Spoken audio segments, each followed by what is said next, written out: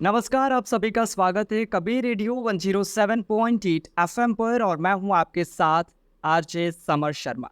आप सभी को बता दें कि आज कबीर रेडियो की टीम पहुंची हुई है माप एवं वार्ड विभाग में और ऐसे में आज हमारे साथ बातचीत के लिए माप एवं वार्ड विभाग के वरिष्ठ निरीक्षक आर.बी. वर्मा सर हैं, जिनसे हमारी बातचीत होगी इस विभाग से रिलेटेड।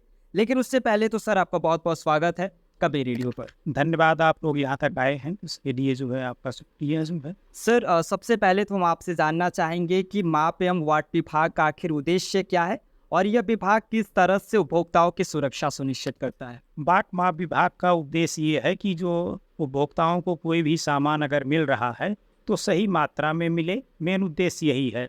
इसके लिए जो है प्रत्येक वर्ष जो है बाटों और मापों के जो है सत्यापन किए जाते हैं। सर हम आपसे जानना चाहेंगे कि यह विभाग किस प्रकार से व्यापारिक जो संस्थान है या उद्योग है उनका निरीक्षण करता है और किन किन मापदंडों के आधार पर निरीक्षण। व्यापारिक संस्थानों का निरीक्षण किया जाता है, विशेषकर उनके तौल उपकरणों का। तौल उपकरणों के लिए जैसे कि उनके पास मानक टेस्ट बाट जरूरी होते हैं किसी भी तौल उपकरण की जांच के लिए। जैसे बिना बाट के वो जांच नहीं हो सकते हैं, क्योंकि उपभोक्ता भी यदि जांच करना चाहे तो वो उन्हीं बाटों से सत्यापित से उनकी मशीन पर जो है रख करके प्रदर्शित वजन देख सकता है। मान लीजिए कि अगर 100 केजी की मशीन है और उपभोक्ता कोई जांचना चाहे 10 किलो बाट रख करके उस पर देख ले उनसे मांग करके कि अगर वो 10 किलो मशीन बता रही है तो इसका मतलब उसका प्रदर्शित वजन सही है और हमको सामान सही मिल रहा है।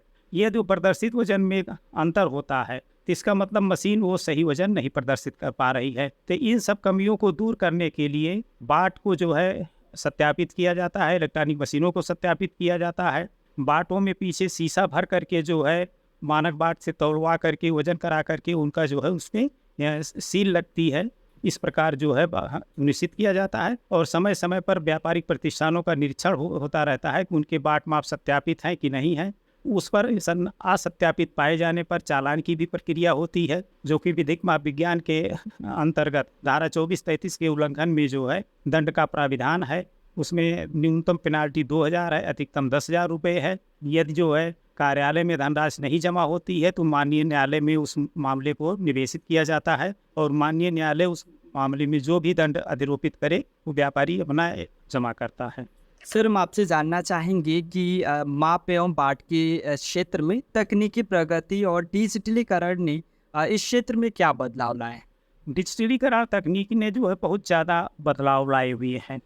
जैसे कि पहले पेट्रोल पंपों पर मशीनें जो है वो मैनुअल हुआ करती थी, आजकल वो OTP बेस्ड हो गई हैं, क्योंकि जब भी उनका वार्षिक सत्यापन होता है तो तक कंपनी के क्षेत्र में उनके इंजीनियर आते हैं और OTP कंपनी द्वारा प्रोवाइड कराई जाती है और वो सब उनके मशीनों के लॉग बुक में दर्ज होता है कि कब मशीन वो खुली थी और कब मशीन जो है वो बंद की गई है। समय पूरा मतलब कि उसमें डिजिटल में वो प्रदर्शित होता है।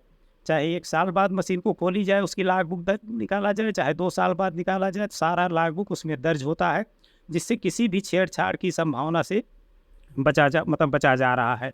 पहले क्या होता था कि उसमें ये लॉग में दर्ज नहीं होता था, मशीन डीलर या कोई भी अगर उसको खोल देता था तो दर्ज नहीं होता था। लेकिन अब सभी मशीनें OTP बेस्ड हैं जो जनपद में चल रही हैं। किसी भी प्रकार की उसमें जो है छेड़छाड़ की संभावना ना के बराबर है। सर हम आपसे जानना चाहेंगे कि आपके विभाग के द्वारा माप और बाट में सुधार लाने के लिए वर्तमान में कौन कौन से कदम उठाए जा रहे हैं। वर्तमान में डिजिटलीकरण ही मेन है जो है, जिसकी से 13 सेवाएं ऑनलाइन संचालित कर दी गई हैं और भी सेवाएं जो भी हैं जल्दी से जल्दी जो है विभाग इनको जो है ऑनलाइन करने की प्रक्रिया में आगे बढ़ रहा है, जिससे कि जो है व्यापारियों को भी ना कोई समस्या हो और उपभोक्ताओं को भी जो है सही मात्रा में सामान मिले। ये सब चीज़ें हैं। सर जो कबीर रेडियो के सुनने वाले श्रोता हैं उन सभी से आप क्या कहना चाहेंगे, क्या संदेश देना चाहेंगे। मैं आपके सभी श्रोताओं को ये संदेश देना चाहता हूँ कि आप कहीं भी जो है जैसे पेट्रोल पंप पर आप जाते हैं तो उनके पास मानक माप रखे होते हैं 5 लीटर के, आप उनसे मांग करके देख सकते हैं। किसी भी दुकान पर अगर जाते हैं जो है सामान लेने के लिए, यदि आपको डाउट होता है कि हाँ मशीन उनकी जो है चाहे वो इलेक्ट्रॉनिक हो चाहे मैनुअल हो, अगर वो सही प्रदर्शित नहीं कर रही है तो उनके पास बाट मांग करके जो है आप उसको उसकी जो है तौल की शुद्धता की जांच स्वतः भी कर सकते हैं। यही मेरा संदेश रहेगा कि यदि आप लोग जागरूक रहेंगे तो कहीं भी आपके साथ धोखाधड़ी नहीं होगी यदि आप जागरूक नहीं रहेंगे जो है, तब फिर धोखाधड़ी की संभावनाएं और भी बढ़ जाती हैं। बहुत बहुत धन्यवाद सर आपका कबीर रेडियो के साथ बातचीत करने के लिए, और आपने कबीर रेडियो के लिए जो समय दिया उसके लिए बहुत बहुत धन्यवाद आपको जो है।